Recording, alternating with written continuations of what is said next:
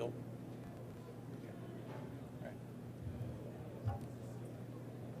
Everybody, I'd like to welcome you to the Innovators Corner for AUSA's 2015 annual meeting.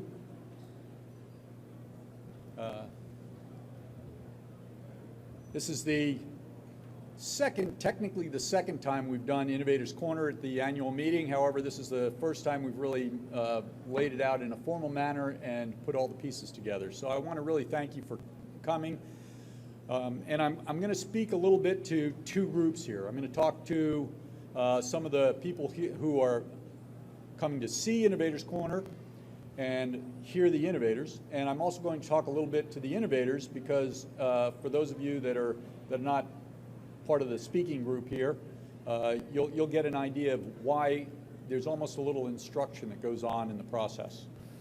The purpose of Innovators Corner is to develop an opportunity for innovators to directly communicate with those people who have requirements. This is a two-directional communication. So we've got people who are innovative in character. They've come up with great ideas.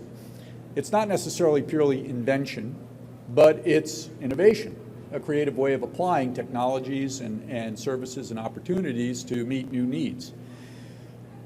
At the same time, we have requirements people out there. Well, requirements people develop the documents, for example, that the Army uses to generate RFPs, requests for proposals. And those things are developed based upon what they understand and know is possible. Generally, they don't put food replicators and things like that into the requirements document. So one of the things that's important is giving an opportunity for people who are developing the requirements documents to see some things that may not otherwise be readily obvious or available from the conventional vendors that the Army uses. That's part of what we're trying to do with the Innovators Corner. Bring in those new innovations, bring in those things where you're probably not going to see them on the rest of the floor, and get them in front of those people who might find a potential opportunity for use within the Army and develop the requirement that's necessary to get that to happen. So it is two directions. At the same time, we're going to have panels. For example, this afternoon, the Rapid Equipping Force is going to have run a panel and talk to us about rapid equipping. What does that mean? How does that work? What are their needs? That's going to be informative to the innovators because many of the innovators don't have a great deal of experience with buying and selling and doing business with the military. So by understanding better the needs of the Army, what we're hoping to do is take those innovative minds and focus them against the specific requirements to give the Army better choices in what they might apply against a problem. We know that not everybody in the Army can be here today. Certainly not everybody in TRADOC and RDE-COM and the acquisition community, even not everybody at the Rapid Equipping Force. So what we've tried to do is provide a vehicle where people could log in and watch the show live, hear the speakers live. Now, what's the benefit of that?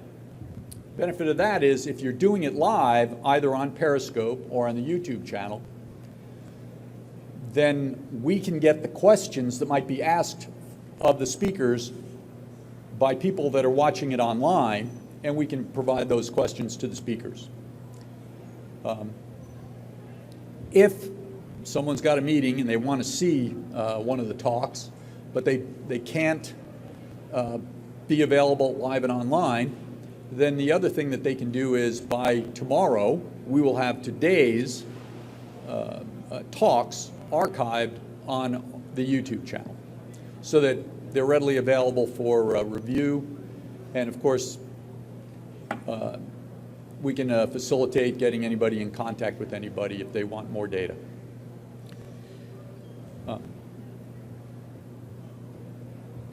So one of the things that we also are trying to do is trying to help businesses. We want to, business, nobody mails the check to you if you don't provide a service or a product that somebody needs. You need to understand how to play the game and how to make things happen. Part of what AUSA does is it provides opportunities to present that your products to potential people that might find it of value. The guys on the other side of the booth here have an awful lot of prior investment in understanding how that process works. The people in this booth generally are people who don't have a great deal of depth of knowledge about how to do business with the government. So one of the things we're trying to do is make sure that as becoming a member of Innovators Corner, speaking in Innovators Corner provides you access to the services that AUSA provides, and Cinevision Solutions is the guys that they've had us focus for providing those services. So we're here to also help you understand how that process works. So with each of the innovators that are going to be speaking today, we're going to be working with you to develop a plan. You're an innovator. If you speak, you become a sustaining member of AUSA for this year. How do you use that? How do you apply it? How do you make the best benefit of it? Should you be talking about the Huntsville conference? Do you have a lot of logistics things? Perhaps we should talk about whether or not you're going to be involved with the Huntsville conference. Things that might be useful in the Pacific, how about the LandPAC conference?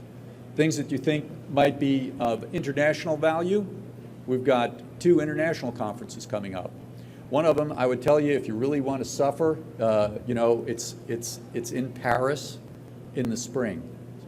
So if you really want to convince your boss that you want to enter the international market, Eurosatory is good.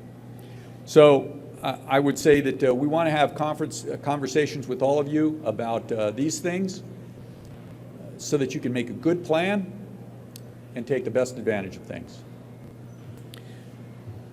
Okay, last thing I'll make that's administrative in character. This afternoon, we're going to have a social at 16:30. You're all going to wander around. Some of you will be here, some of you will wander elsewhere. There's nothing like being able to have a chat over a free beer and or a glass of wine with people that might be able to just ask face-to-face questions with you. Those can be with people who are either requirements types or contract types, so they can be other people you might want to learn to partner with. And I'll tell you, there are people here you might want to learn to partner with, and we'll have some discussions about that at 16:30. Okay. So without any further ado, we're going to start our first segment.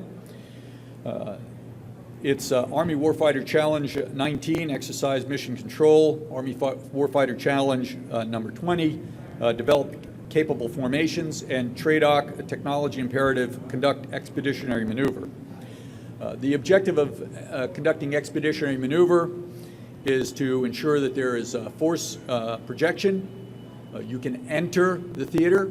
For those of you that are not familiar with the military terminology, grab somebody in uniform or grab one of those of us that look retired, and we'll help you understand some of these terms, but they're important to understand.